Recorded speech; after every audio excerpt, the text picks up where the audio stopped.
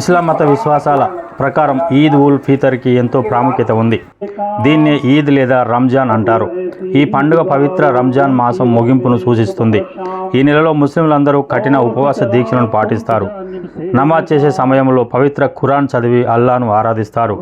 Islamic calendar ప్రకారం రంజాన్ మాసం 9, 10వ నెలల షవ్వాల్.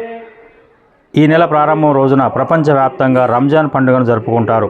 అయితే ఏప్రిల్ 9న Saudi Arabia, UAE, Bharat, Pakistan, America, బ్రిటన్తో పాటు ఇతర దేశాలలో కూడా నెలవంక దర్శనం కాలేదు.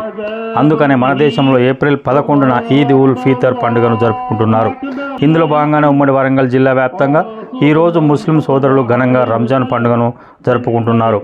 వరంగల్లోని మట్టెవాడ ఈద్గాలో ముస్లింలు పెద్ద ఎత్తున హాజరై ప్రార్థనలు చేశారు. ఈ కార్యక్రమానికి రాష్ట్ర దేవాదాయ శాఖ మంత్రి కొండ సురేఖతో పాటు వరంగల్ పార్లమెంట్ అభ్యర్థి కడియం కావ్య, వరంగల్ పశ్చిమ MLA Nayani Rajender Reddy, finance commission chairman Sircilla Rajaiah తదితరులు హాజరై ముస్లిం సోదరులకు శుభాకాంక్షలు తెలిపారు.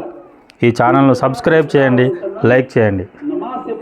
పండగ సందర్భంగా ఇక్కడికి వచ్చి ప్రార్థనలు చేసి మరి ఈ రోజుతో ఉపవాస దీక్షలు విరమించుకొని పండుగ జరుపుకుంటున్న శుభ సందర్భంలో మైనారిటీ సోదరులందరికీ కూడా మీకు, మీ కుటుంబాలకు రంజాన్ పండుగ శుభాకాంక్షలు తెలియజేస్తూ ఉన్నాను.